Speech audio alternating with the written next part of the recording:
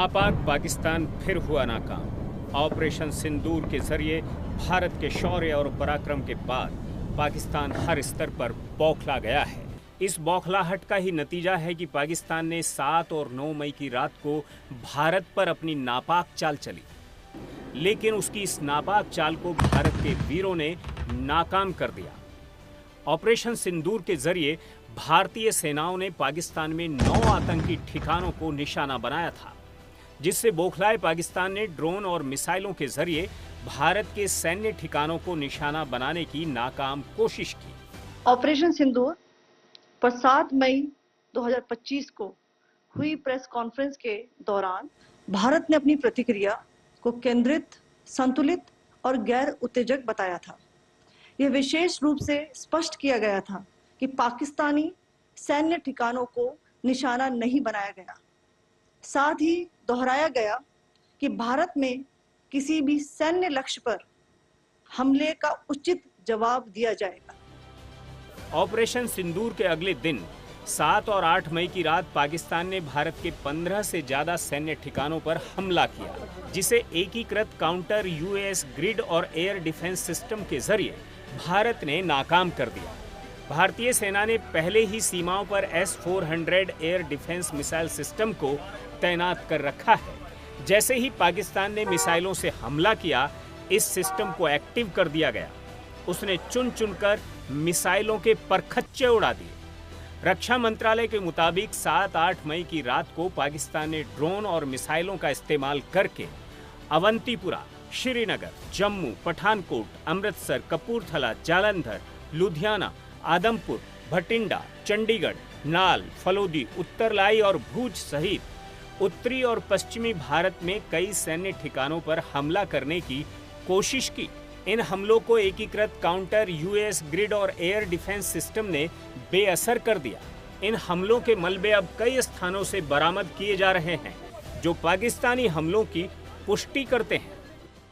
7 से 8 मई 2025 की रात को पाकिस्तान ने उत्तरी और पश्चिमी भारत में स्थित कई सैन्य ठिकानों को, जैसे कि अवंतीपुरा, श्रीनगर, जम्मू, पठानकोट, अमृतसर, कपूरथला, जालंधर, लुधियाना, आदमपुर, भटिंडा, चंडीगढ़, नाल, फलौदी, उत्तरलाई और भुज पर ड्रोन और मिसाइलों से हमला करने का प्रयास किया। इन हमलों को इंटीग्रेटेड काउंटर यूएस ग्रिड और वायु रक्षा प्रणालियों द्वारा निष्क्रिय कर दिया गया। इन हमलों का मलबा कई स्थानों से बरामद हुआ, जो कि पाकिस्तानी हमलों का प्रमाण है। रक्षा मंत्रालय ने बताया कि पाकिस्तान के हमलों के बाद भारतीय सशस्त्र बलों ने पाकिस्तान में कई जगहों पर एयर डिफेंस रडार और सिस्टम को निशाना बनाया। भारत की कार्रवाई उसी क्षेत्र में तेजी के साथ की गई है जैसी पाकिस्तान ने की थी। लाहौर में एक वायु रक्षा प्रणाली को निष्प्रभावी करने की जानकारी विश्वसनीय रूप से मिली है। आज सुबह भारतीय सशस्त्र बलों ने पाकिस्तान के कई स्थानों पर वायु रक्षा रडार और प्रणालियों को निशाना बनाया। भारत की प्रतिक्रिया समान क्षेत्र में समान तीव्रता के साथ की गई। यह विश्वसनीय रूप से ज्ञात हुआ कि लाहौर में स्थित एक वायु रक्षा प्रणाली को निष्क्रिय कर दिया गया। पाकिस्तान ने जम्मू कश्मीर के कुपवाड़ा, बारामूला, उरी, पुंछ, मेंढर और राजौरी सेक्टर्स में मोर्टार और भारी कैलिबर आर्टिलरी का इस्तेमाल करके नियंत्रण रेखा के पार अकारण गोलीबारी में तेजी से बढ़ोतरी की है। पाकिस्तानी गोलीबारी के कारण 3 महिलाओं और 5 बच्चों सहित 16 निर्दोष लोगों की जान गई है। यहाँ भी भारत को पाकिस्तान की ओर से मोर्टार और आर्टिलरी की गोलीबारी को रोकने के लिए जवाबी कार्रवाई करने के लिए मजबूर होना पड़ा। Pakistan has increased the intensity of its unprovoked firing across the line of control using mortar and heavy caliber artilleries in areas in Kupwara, Baramulla, Uri, Poonch, Mendhar and Rajouri sectors in Jammu and Kashmir. 16 innocent lives have been lost, including 3 women and 5 children due to the Pakistani firing. Here too, India was compelled to respond to bring mortar and artillery fire from Pakistan to a halt. Indian Armed Forces reiterate their commitment to non-escalation, provided it is respected by the Pakistan military. विदेश सचिव विक्रम मिस्री ने कहा कि पाकिस्तान का आतंकवाद को पालने और हमला करने का पुराना नाता है। I think Pakistan's reputation as the epicenter of global terrorism is rooted in a number of instances where concrete evidence is available, not just to India, but to governments and authorities and agencies around the world. Pakistan is also home to a very large number of UN proscribed as well as UN proscribed terrorists, as well as terrorists proscribed by a number of other governments in the world, including, of course, the Lashkar-e-Taiba and the Jaish-e-Mohammed, as well as their leaders, Masood Azhar and Hafiz Mohammed Saeed. आपने देखा होगा हाल ही में पिछले ही कुछ दिनों में पाकिस्तान के रक्षा मंत्री और उनके पूर्व विदेश मंत्री दोनों ने इस बात को माना है कि पाकिस्तान का ऐसे ग्रुप्स के साथ जो रिश्ता है वो क्या रहा है.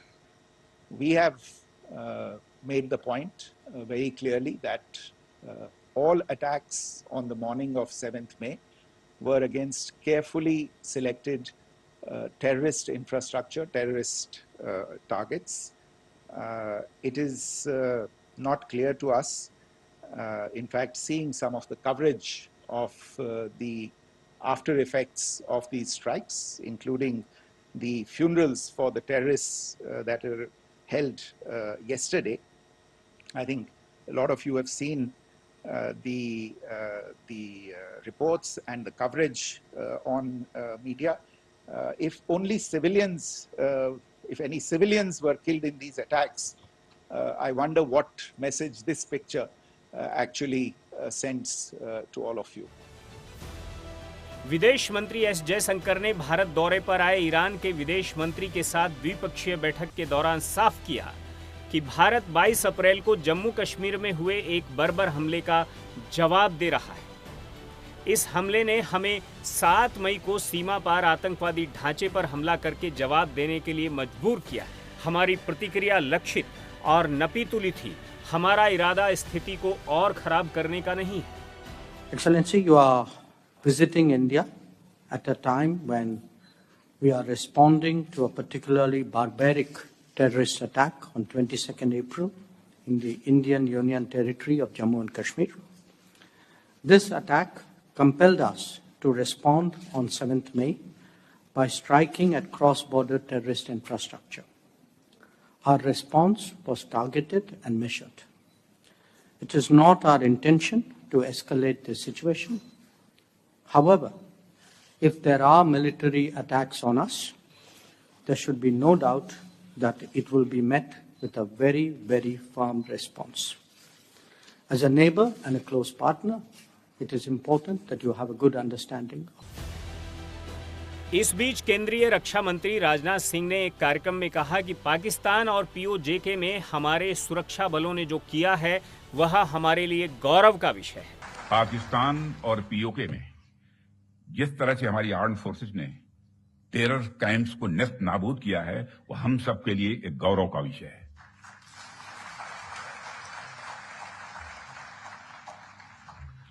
साथियों, आप सभी नेशनल क्वालिटी कॉन्क्लेव का आयोजन ये आपका चल रहा है. क्वालिटी की क्या भूमिका होती है, यह क्या रोल अदा करती है, इसका नमूना हमने कल देखा.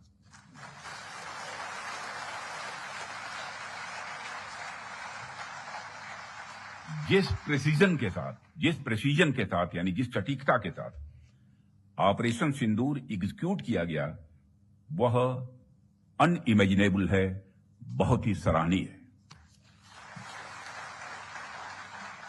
इसमें 9 टेररिस्ट कैंप्स तबाह हुए और अच्छी खासी संख्या में आतंकी मारे गए. जिस तरह से इस ऑपरेशन को किसी भी इनोसेंट को नुकसान पहुंचाए बिना मिनिमम कोलेटरल डैमेज के साथ अंजाम दिया गया, वह इसलिए संभव हो पाया क्योंकि हमारे formidable and professionally trained armed forces के पास इक्विपमेंट भी हाई क्वालिटी के थे। पाकिस्तान पर शिकंजा कसने के लिए भारत ने साइबर स्ट्राइक की है। राष्ट्रीय सुरक्षा के हित में भारत में संचालित सभी OTT platform, media streaming platform और इंटरमीडिएट इंस्टीट्यूशंस को सलाह दी जाती है कि वे उन वेब सीरीज, फिल्मों, गानों, पॉडकास्ट और अन्य स्ट्रीमिंग मीडिया कंटेंट को तत्काल प्रभाव से बंद कर दें, चाहे वे सब्सक्रिप्शन पर आधारित मॉडल पर उपलब्ध ही क्यों ना हो, जिनकी उत्पत्ति पाकिस्तान में हुई है।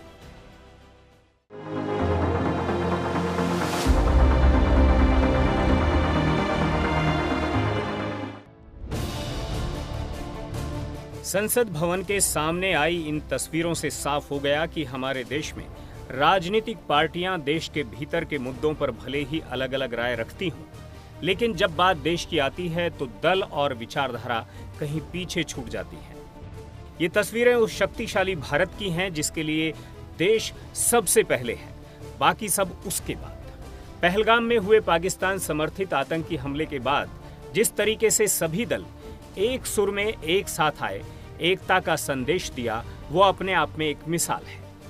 आतंकवादियों के खिलाफ ऑपरेशन सिंदूर, इसके बाद बने हालात, जवाबी कार्रवाई और भविष्य की तैयारियों को लेकर केंद्र सरकार ने गुरुवार को सर्वदलीय बैठक की है। बैठक में सरकार की ओर से गृह मंत्री अमित शाह, जगत प्रकाश नड्डा, विदेश मंत्री S जयशंकर, वित्त मंत्री निर्मला सीतारमण, किरण रिजिजू समेत विभिन्न दलों के नेता शामिल हुए। सरकार ने विपक्ष के नेताओं को ऑपरेशन सिंदूर के बारे में जानकारी दी। सर्वदलीय बैठक में रक्षा मंत्री राजनाथ सिंह ने कहा कि ऑपरेशन सिंदूर जारी है, इसलिए ऑपरेशन की ज्यादा तकनीकी जानकारी नहीं दी जा सकती। बहुत गंभीर विषय था, इसलिए सबने गंभीरता से अपने बात को रखा है। सबसे पहले रक्षा मंत्री जी ने ऑपरेशन सिंदूर के बारे में पूरे लीडर्स को जानकारी दिया, परिस्थिति के बारे में, हालात के बारे में और सरकार का मंशा, सारे चीज़ों को लेकर के ब्रीफिंग हुआ। उसके बाद में सारे पॉलिटिकल लीडर्स ने अपने मत रखा, पार्टी का विचार को और सुझाव भी दिया है। मैं ये मानता हूँ कि सारे पॉलिटिकल लीडर्स ने मैच्योरिटी दिखाया है। ऐसे वक्त में जब देश एक बहुत बड़ी चुनौती को हाथ में ले करके काम कर रहे हैं, तो इसमें राजनीति का कोई जगह नहीं है। ये हमारे पूरे पॉलिटिकल पार्टीज ने दर्शाया है। सर्वदलीय बैठक के बाद केंद्रीय मंत्री किरण रिजिजू ने कहा कि सभी राजनीतिक नेताओं ने सशस्त्र बलों को उनकी कार्रवाई के लिए बधाई दी है। सब लीडर्स ने एक मत से हमारे सेनाओं ने जो कार्रवाई की है ऑपरेशन सिंदूर को लेकर के पूरे बधाई भी दिया और गौरव का एहसास सबको हुआ है और सबने एक जुट में कहा है कि सरकार का हर निर्णय को साथ देंगे, सेना के हर कार्रवाई को साथ देंगे और कोई इसमें विरोधाभास नहीं है। केंद्रीय मंत्री किरण रिजिजू ने कहा कि राजनीतिक दलों ने कुछ सुझाव भी दिए। राजनीतिक दल जनता की आवाज होते हैं और सभी नेताओं ने एक स्वर में आतंकवाद के खिलाफ कार्रवाई का समर्थन किया है। एमपीस ने अपने अपने जो कंसर्न्स को भी बताया कि लड़ाई का हालात में और इस तरह का जो कोई बड़ी घटना होती है तो हमको सतर्क रहना चाहिए। तो ये सब सुझाव भी लिया है और सब पॉलिटिकल पार्टीज़ ने ये चीज़ भी बताया कि पूरा देश, सिर्फ पॉलिटिकल पार्टीज ही नहीं, पूरा देश एक साथ है, ये भी सबने बताया। एक बहुत महत्वपूर्ण बात ये है, रक्षा मंत्री जी ने अपने रिमार्क्स में कहा है कि आज के मीटिंग में ये दर्शाता है कि हम सिर्फ सरकार बनाने के लिए राजनीति नहीं करते हैं, बल्कि देश बनाने के लिए राजनीति करता है। ये मैच्योर डेमोक्रेसी, भारत एक मैच्योर डेमोक्रेसी है, ये चीज़ झलकता है कि कोई तू मैं नहीं हुआ, कोई छोटे छोटे बातों को लेकर के बयानबाजी नहीं हुआ और बाहर भी देश भर में पॉलिटिकल पार्टीज़ का स्टेटमेंट भी बहुत ही एक लाइन में आ रहे हैं। ये भी अच्छा चीज़ है जो हमको देखने को मिला है। सरकार ने मौजूदा हालात में फेक न्यूज से सतर्क रहने की अपील की है। देखिए, फेक न्यूज़ के बारे में हमारे कई सदस्यों ने उठाया है। जो फेक न्यूज़ है, हमारा देश का एकता को कमज़ोर करने के लिए कई गलत नैरेटिव्स या फेक न्यूज़ चलाने का प्रयास कर रहा है। इसका मुद्दा सामने में आया है और हम अपील करना चाहते हैं कि ऐसे समय में कोई फेक न्यूज़, गलत तरीके से नैरेटिव कोई अगर चलाते हैं बाहर से देश के अंदर में, तो उसको विश्वास ना करें और कोई भी न्यूज़ ऑथेंटिक हो तभी इसको विश्वास करें। बैठक के बाद लोकसभा में विपक्ष के नेता राहुल गांधी ने कहा कि हमने सरकार को पूरा समर्थन दिया है। वहीं कांग्रेस अध्यक्ष और राज्यसभा में विपक्ष के नेता मल्लिकार्जुन खड़गे ने कहा कि संकट की इस घड़ी में हम सरकार के साथ हैं। देश के हित में उन्होंने कहा कि कोई चीज़ कॉन्फिडेंशियल है, रक्षा के विषय में हम उसको अब नहीं कह सकते, ये उन्होंने कहा।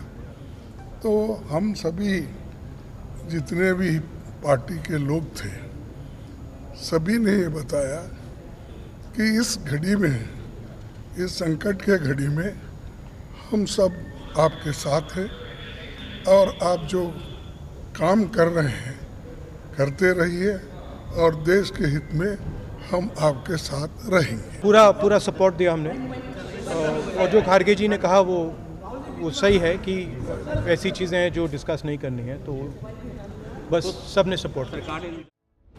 AIMIM प्रमुख असदुद्दीन ओवैसी ने कार्रवाई का समर्थन करते हुए कहा कि भारत के पास सुनहरा मौका है कि वो अंतर्राष्ट्रीय स्तर पर पाकिस्तान को बेनकाब करे।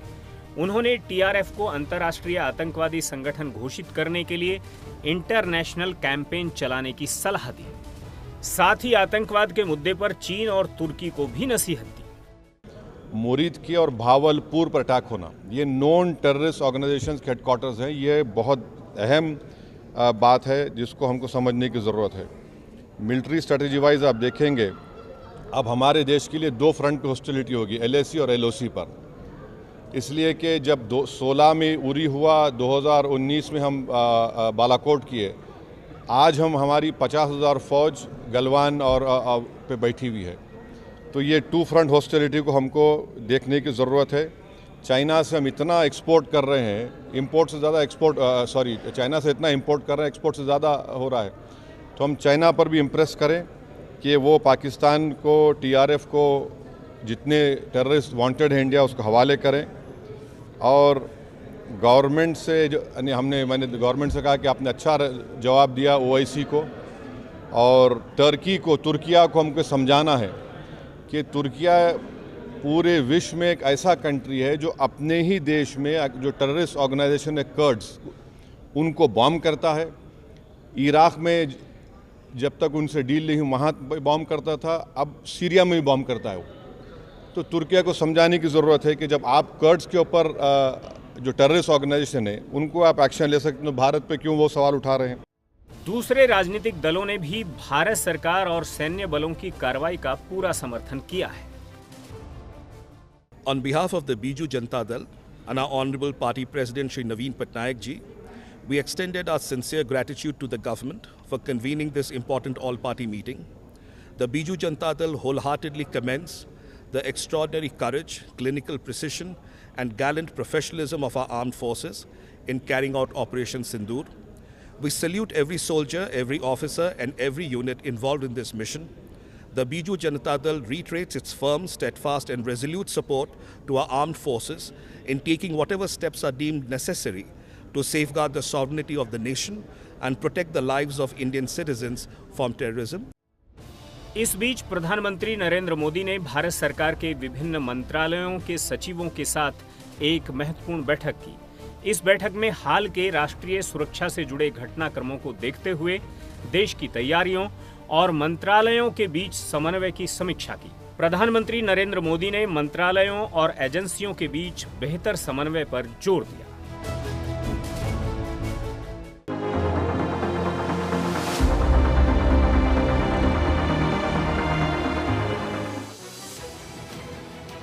पहलगाम में हुए आतंकी हमले के बाद भारतीय सेना ने पाकिस्तान और POJK में बड़ी कार्रवाई को अंजाम दिया।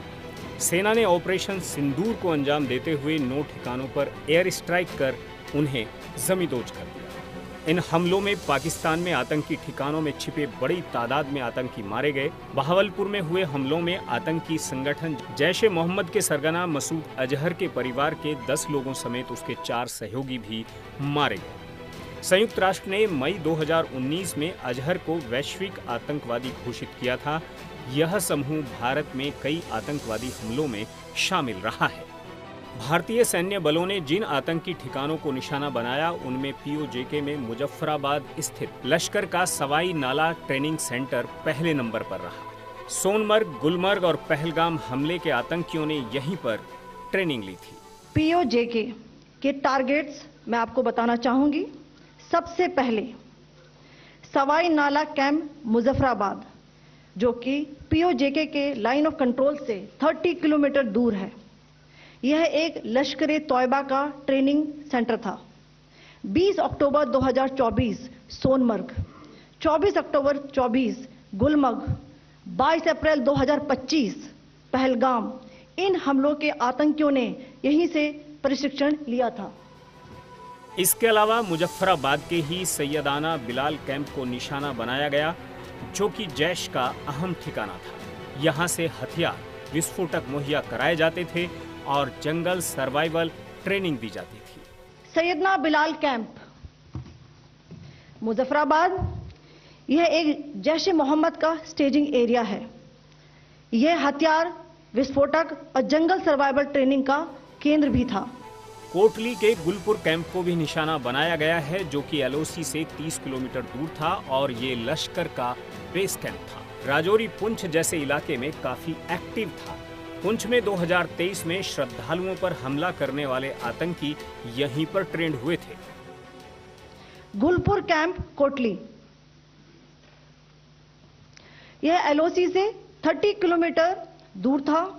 लश्कर-ए तौयबा का बेस था, जो राजौरी पुंछ में सक्रिय था। 20 अप्रैल 2023 को पुंछ में और 9 जून 2024 को तीर्थ यात्रियों के बस हमले में यहीं से आतंकी को ट्रेन किया गया था। LOC से 9 किलोमीटर दूर स्थित भिम्भर के बरनाला कैंप को भी टारगेट किया गया। इस कैंप के जरिए हथियार, IED हैंडलिंग और जंगल ट्रेनिंग दी जाती थी। बरनाला कैंप भिम्भर, ये LOC से 9 किलोमीटर दूर है। यहाँ पर हथियार, हैंडलिंग, IED व जंगल सर्वाइवल का प्रशिक्षण केंद्र था। पाकिस्तानी आतंकी संगठन लश्कर-ए-तैयबा के आत्मघाती हमलावरों को तैयार करने और प्रशिक्षित करने का अहम ठिकाना था अब्बास आतंकी कैंप। यह कैंप पाक अधिकृत जम्मू कश्मीर के कोटली में स्थित था। ये LOC से 13 किलोमीटर दूर है। यहाँ फिदाइन तैयार होते हैं। अब्बास कैंप कोटली, यह LOC से 13 किलोमीटर दूर है।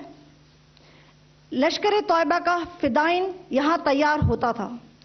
इसकी कैपेसिटी 15 टेररिस्ट को ट्रेन करने की थी।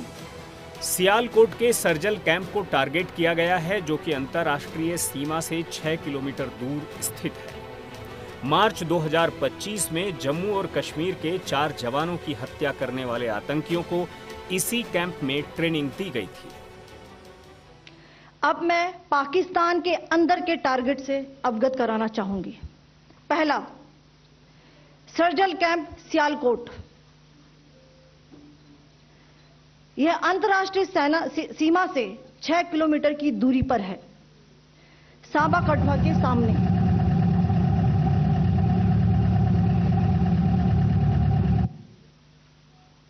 मार्च 2025 में जम्मू एंड कश्मीर पुलिस के 4 जवानों की जो हत्या की गई थी, उन आतंकवादियों को इसी जगह पर ट्रेन किया गया था। निशाने पर महमूना जोया आतंकी कैंप भी रहा। यह इंटरनेशनल बॉर्डर से 12 से 18 किलोमीटर दूर है।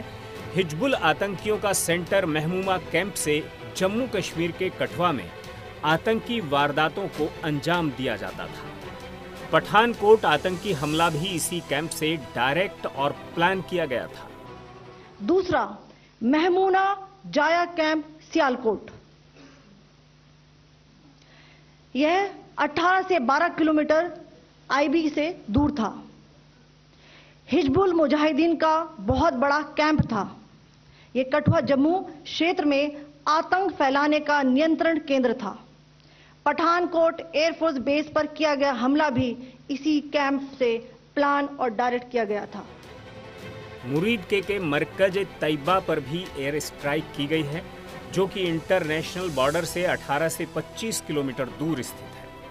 मुंबई हमले के आतंकियों को यहीं पर ट्रेनिंग दी गई थी। आतंकी अजमल कसाब और डेविड हेडली भी यहीं पर ट्रेंड हुए थे। मरकज तैयबा मुरीद के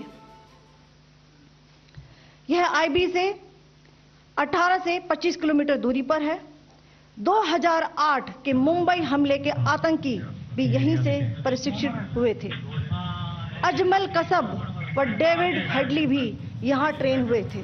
बहावलपुर स्थित मरकज सुहाना अल्लाह को भी टारगेट किया गया है, जो कि अंतर्राष्ट्रीय बॉर्डर से करीब 100 किलोमीटर दूर है। ये जैश ए मोहम्मद का मुख्यालय था, जहां पर आतंकियों की भर्ती और ट्रेनिंग की जाती थी। पाकिस्तान के तमाम बड़े आतंकी नियमित रूप से यहां आते थे। मरकज सुभान अल्लाह भावलपुर यह इंटरनेशनल बाउंड्री से 100 किलोमीटर दूर है। जैश ए मोहम्मद का मुख्यालय था। यहां पर रिक्रूटमेंट, ट्रेनिंग व इंडोक्ट्रिनेशन का केंद्र भी था। शीर्ष आतंकी अक्सर यहां आते थे। मैं आप सबको बताना चाहती हूं कि किसी भी सैन्य ठिकाने का निशाना नहीं बनाया गया और अभी तक किसी तरह की नागरिक क्षति की रिपोर्ट नहीं है। भारत की ओर से पाकिस्तान के खिलाफ जिस ऑपरेशन को अंजाम दिया गया, ये नाम उन महिलाओं को समर्पित है जिनके पतियों की पहलगाम में 22 अप्रैल को आतंकियों ने हत्या कर दी थी।